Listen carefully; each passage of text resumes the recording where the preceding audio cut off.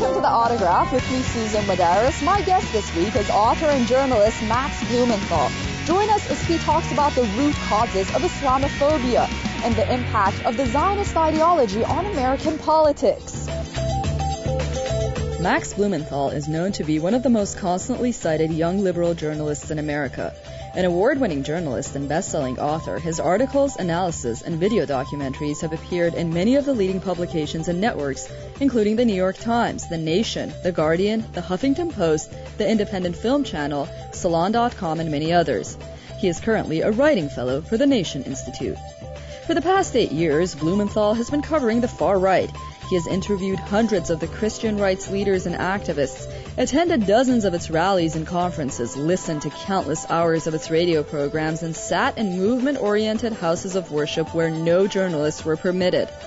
I started our interview by discussing the recent congressional hearings on the radicalization of the American Islamic community put forth by House Homeland Security Committee Chairman Peter King, a Republican from New York.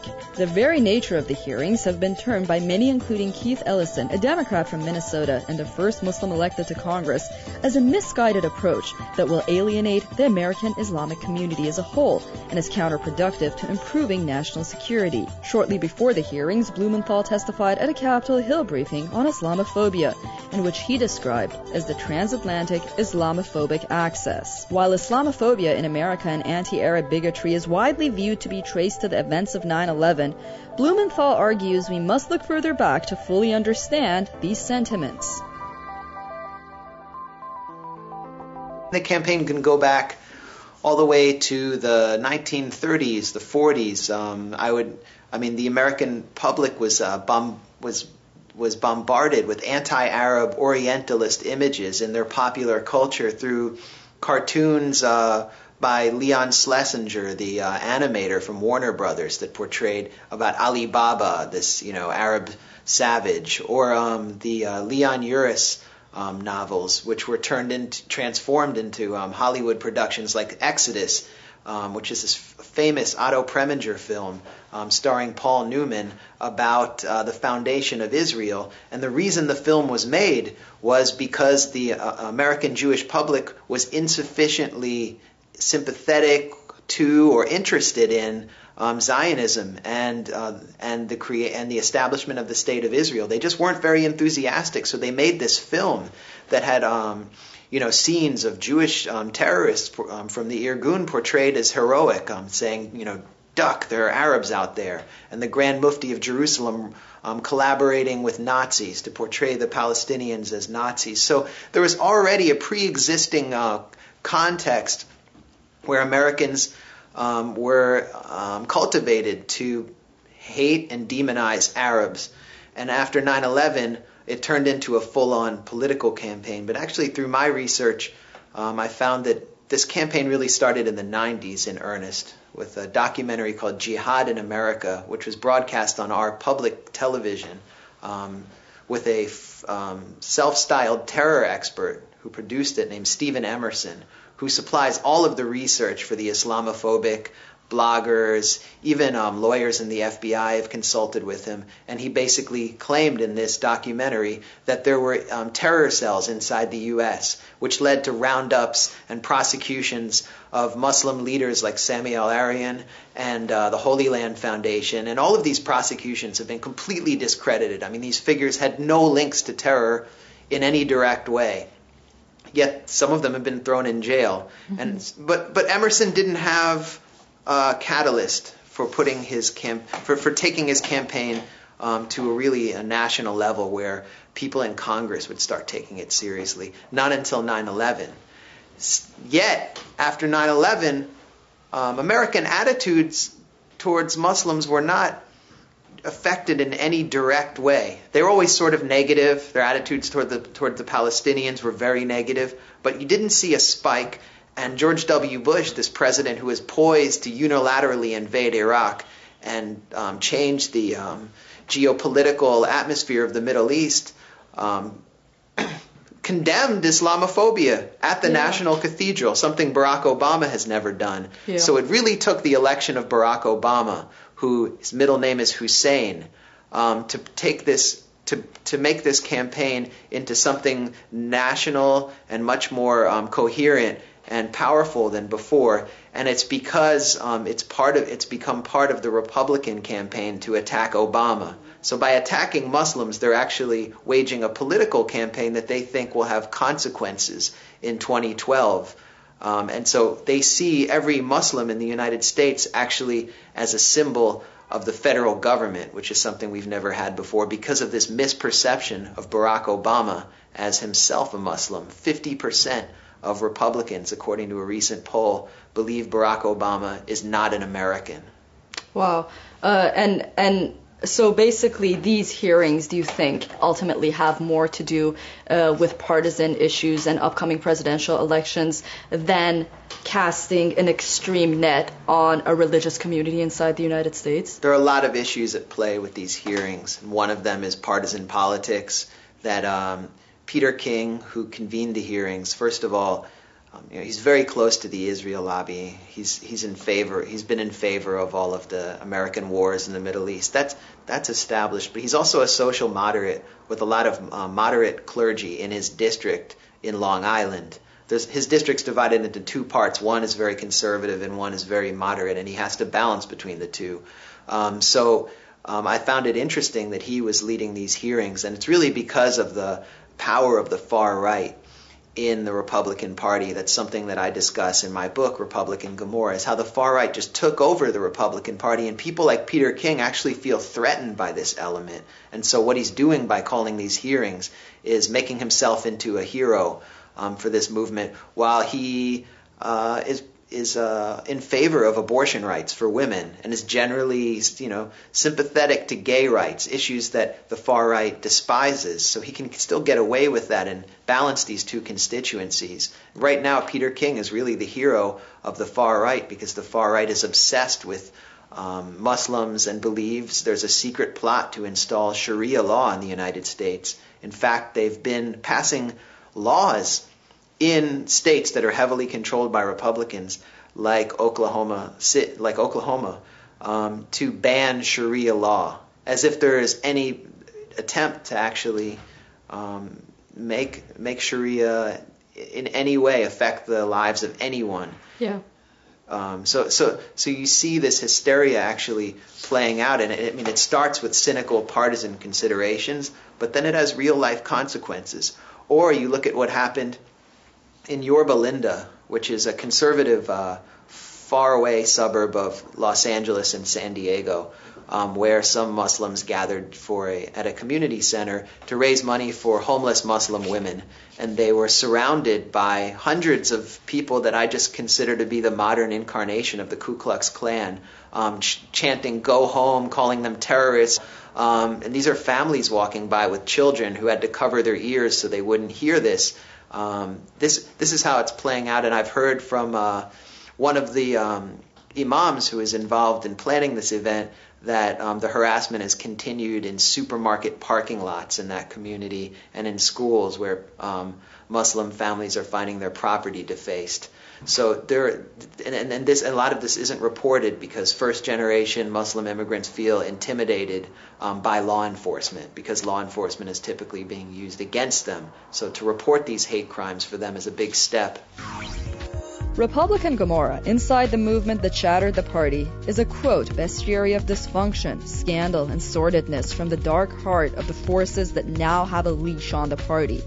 It shows how those forces are the ones that establishment Republicans like John McCain have to bow to if they have any hope of running for president.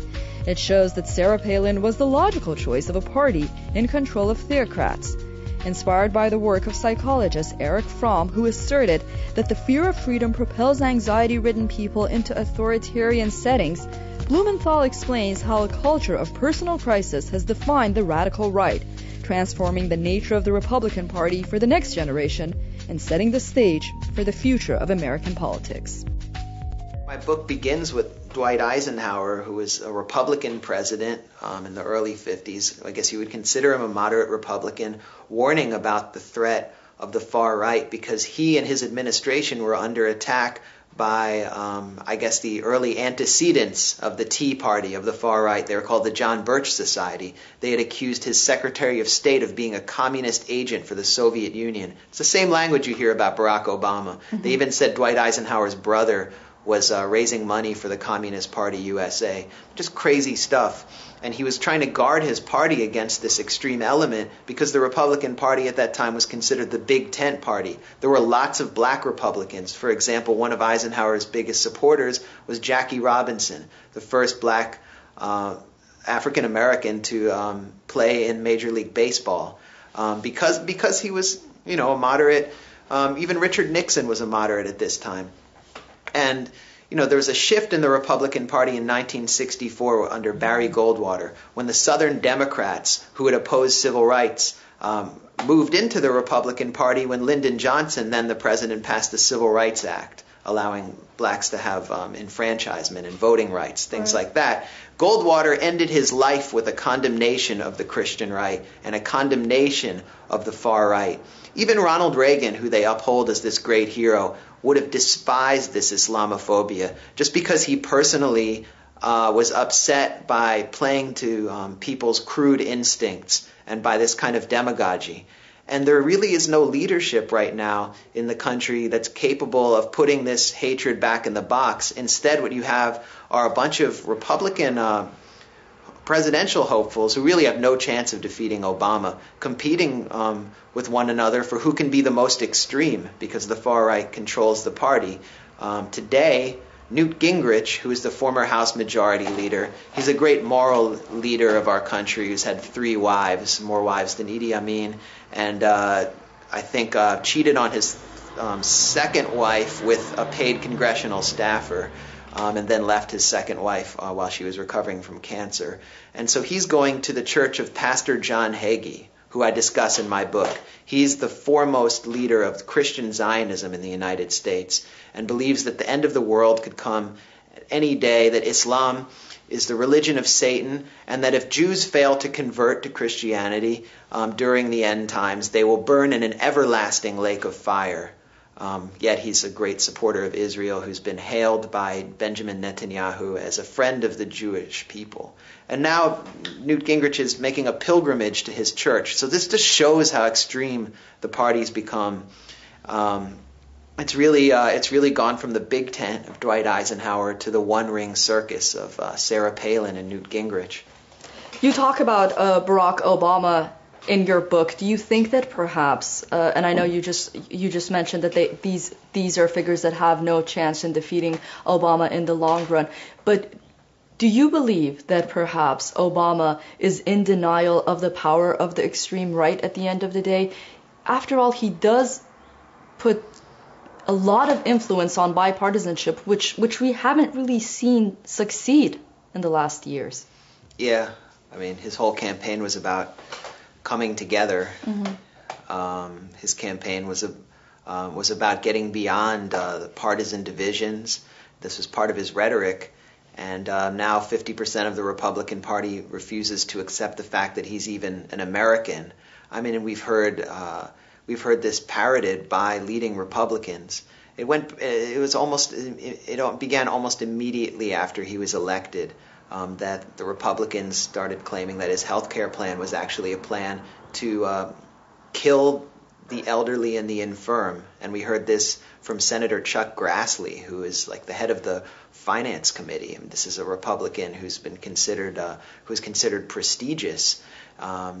Everything that Sarah Palin is saying about Barack Obama is coming from the extreme fringe of people who claim that he has no birth certificate. Michelle Bachmann, the congresswoman from Minnesota, who is considering running for president, one of the first things she did in announcing or in considering her campaign and trying to drum up support for her campaign is to produce her birth certificate in order to mock the notion that Barack Obama is even an American. Mm-hmm.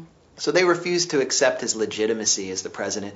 The Republicans refused to accept the legitimacy of Bill Clinton as president, and they staged a de facto coup attempt against him because he had not been forthcoming about a sexual relationship he had, which had nothing to do with his I think, his legitimacy as president. So Barack Obama should have taken a lesson from this, but he was trying to outflank the Clintons and portray the Clintons as too partisan.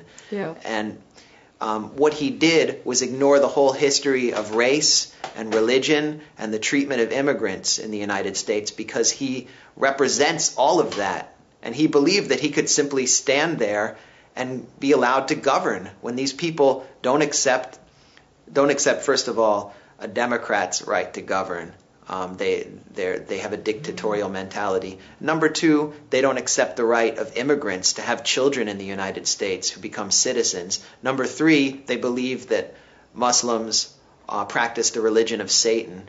And number four, these are the people who opposed civil rights in the Deep South and who continue to oppose programs like affirmative action. So Barack Obama is essentially this multicolored piñata that represents everything that the right wing hates. The right wing dominates the Republican Party, and so why should he have expected any degree of bipartisanship or cooperation with him? Right now, what he's negotiating is whether the federal government will continue to operate, because the Republicans are talking about shutting down the federal government to force budget cuts, which will basically be cuts on the backs of working people, especially minorities.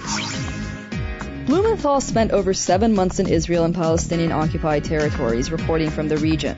While living in Jerusalem's Ben Yehuda Street, he came back with a series of video interviews of the people living in the neighborhood.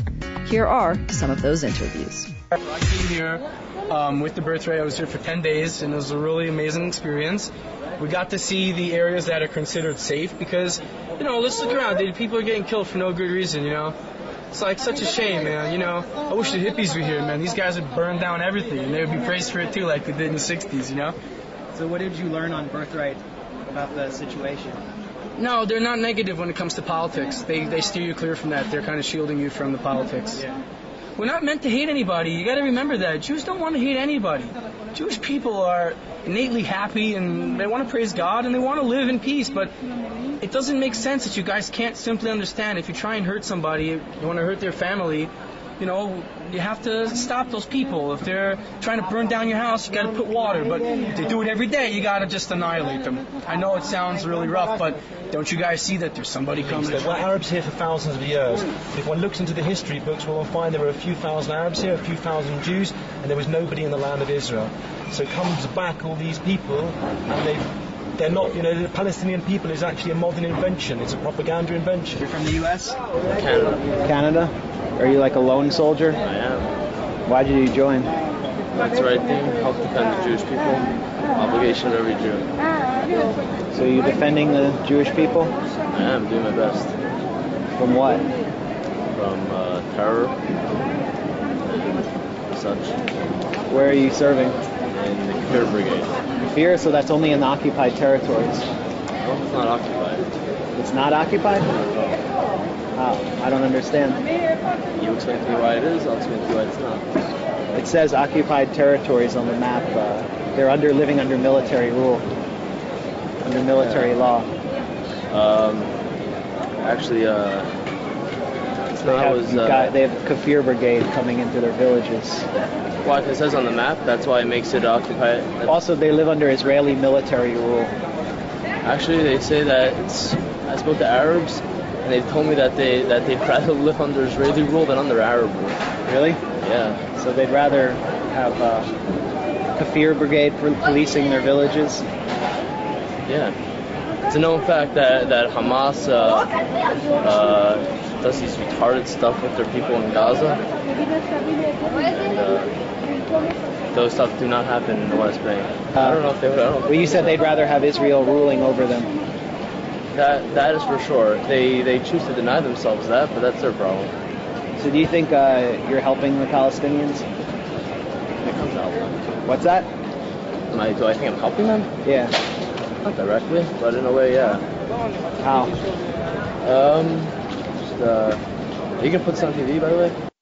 The mood in Israel is extremely right-wing, and I think it will remain that way until the country is effectively de-Zionized. And by that I mean all of their laws and policies that discriminate in favor of anyone who can prove that they have Jewish ethnicity are essentially wiped away. And what they are seeking to do inside the part of Israel that was, that it's considered legitimate, not the West Bank, is to establish a ethnically pure Jewish state. There's enormous pressure on the Palestinians inside Israel to essentially leave, and so we see that in the form of every week an anti-democratic racist law passing through the Knesset demanding loyalty oaths, banning Palestinian citizens of Israel, or meting out financial penalties to Palestinian citizens of Israel who observed the Nakba, who observed their own dispossession in 1948 publicly. A bill banning anyone or meting out financial penalties to anyone who calls for a boycott of Israel until it withdraws from settlements. Things like that are happening every day. We see it reflected in the attitudes of Israelis. Wide majority, according to the Israeli Democracy Institute, favors a strong leader like Avigdor Lieberman. Lieberman is the most popular politician in Israel, and his political platform is transferring Palestinian Israelis out of Israel, getting rid of them. Basically putting an end to the conflict without negotiating anything, which will never put an end to the conflict. Turning hundreds of thousands of people into refugees. That's his platform. It's why he's popular. And then on a local level, like where I lived in Jaffa, there are far right, and Jaffa is a suburb of Tel Aviv that was ethnically cleansed in 1948. There's one neighborhood called Ajami that still has Palestinians in it. I lived there for 2 months and witnessed the pressure on this population every day through gentrification and through now a Jews-only settlement built by illegal settlers from the West Bank in the heart of Jaffa to create ethnic friction and exploit it to push people out. And so every week there's been a far-right march in Jaffa. Mosques have been attacked there. And this community that has seen a degree of coexistence between Jews and Arabs since 1948 is sort of coming apart at the seams.